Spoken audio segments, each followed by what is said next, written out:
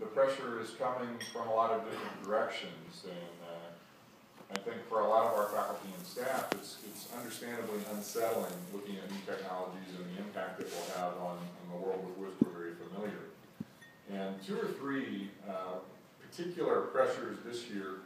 One is the scorecard.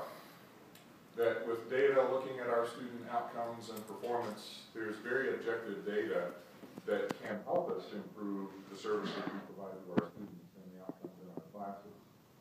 So it's impossible, I think, now to ignore some of the objective data, and we could all quibble about whether it's the right data in this scorecard, and those conversations will continue. But all of our colleges are going to have objective criteria that we will be compared against other institutions, both community colleges in California and alternate providers. And maybe it's, as Scott said, not a fair binary choice, but Coursera, I think, currently is viewed largely as a binary choice. It would be something instead of what we do.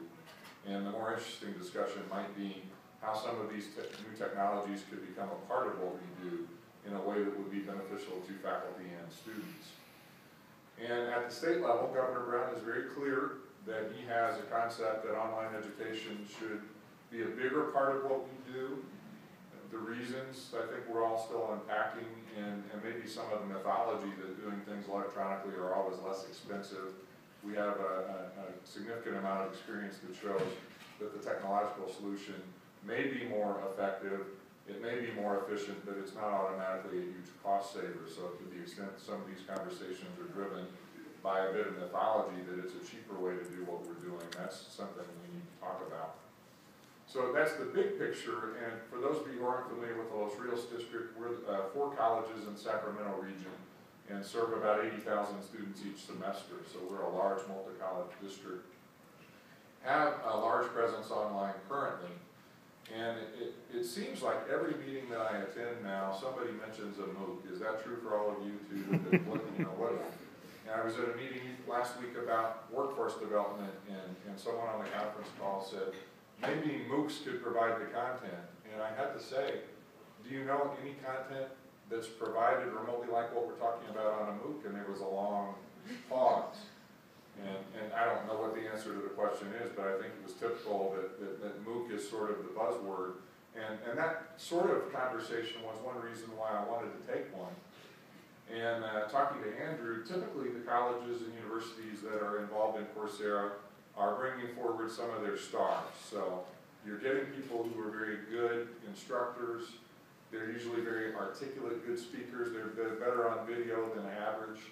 And frequently best-selling authors. And the MOOC that I'm taking is through Duke University, and I found out about it as an alum, one of the emails. And how many of you have read any of Dan Ariely's books? Predictable Irrationality, The Upside of Irrationality, and The Honest Truth About Dishonesty are his 3 bestsellers. And also a lot of articles. And I think for all of us, irrational behavior is something that understanding more about it is helpful. So I thought, here's a course where a lot of his work is interesting in dealing with people. And true confession, I had already read the book, so I thought I wouldn't have to do as much reading.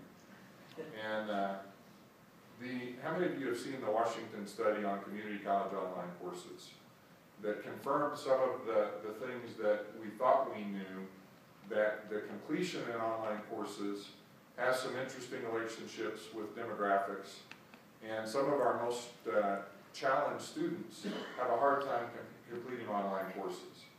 The appeal to an online course historically is I can take it anytime, anywhere. The downside to completing a course online is that I can take it anytime, anywhere. And as a student segueing into my 6-week experience that is wrapping up in irrational behavior taught by Dan Ariely at Duke University, the lectures are every week, and as Andrew was saying, you get the email. Week 1 is available. Here are the reading assignments. Here are the lectures that you can link to. And the beauty of it, April was one of the worst months probably in the last 10 years for me to be taking an online course. First 90 days as a new CEO, very heavy travel month. But what I found was I was able to watch some of the lectures on an airplane. So that part of the anytime, anywhere was very appealing, or if I was traveling in a hotel. I didn't have the distractions that I would have if I were at home. So there were the pros and cons about just completing the lectures, and the lectures are 2 or 3 hours a week. So finding the time to do that has been a real challenge for me, and you think about some of our most challenged students who have so many things going on. They typically aren't going to find time on a plane going to a conference to watch a conference, that they're on their second job or dealing with family and life issues. So that really reinforced for me the challenges for our students, the discipline just to watch the lectures. And I did have the advantage I had read the books, so on the reading, my scores on the reading quizzes are not as good as they should be, but they're probably better than they should be for not actually having done any of the reading in the courses. On the lectures, the lectures are very interesting, and I was telling Andrew, I bet Dan Ariely's is in the upper percentage, and he was reinforcing that point, that he's one of many who are very good, and maybe in the top quartile, but there are others, and that's intrigued me, who some of the other course instructors are on Coursera. But the lectures are quite good, and it really did address that issue. How is this different from the old public cable access TVs, where it was TV courses where it was a talking head?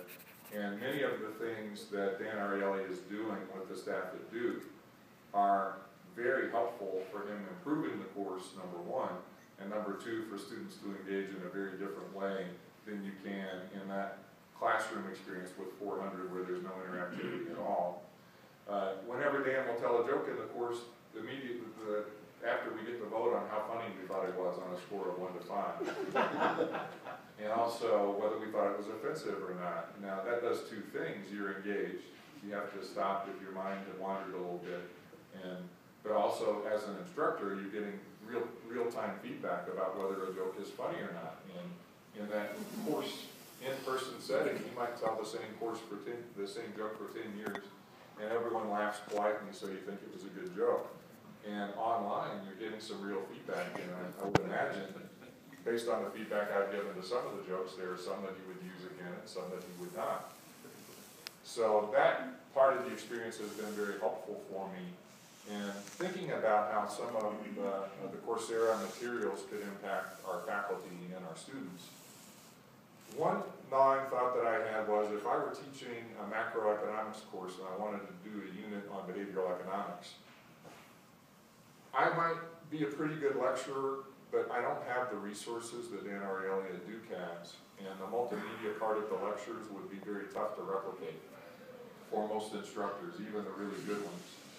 So it would take a certain amount of humility, but I think there are opportunities, and Andrew is really interested in how to share content with our faculty. So I see very, very little threat to community college faculty as far as Coursera courses like the ones being offered now replacing our faculty. And I know in talking to our faculty that's a very real concern that we need to talk about. But from my experience, our typical students are not suddenly going to have the discipline to do all the reading and watch all the lectures in a very intense framework without the structure that our traditional courses provide. And whether it's flipping courses or whether it's using the content in class or some combination, for me that's much more impactful for our community college students, and I think there are very interesting opportunities. But I think my message when I have more conversations with our faculty is, how can we be open to the technology and be fairly frank in talking about what the perceived threats and challenges are? From my vantage point, that I see very little threat to our traditional faculty, and the interactions that Andrew was talking about that still are the added value of in-person instruction. What that instruction looks like may change very dramatically, and probably needs to change very dramatically. And back full circle on the scorecard, there are a lot of opportunities for the new technology that are really fascinating about how it can help our faculty members leverage the in-class time better and help our students have better incomes. And we're interviewed at the AAC conference in San Francisco a couple weeks ago where Sal Khan spoke to kick off the conference, and a very fascinating challenge to all of us in developing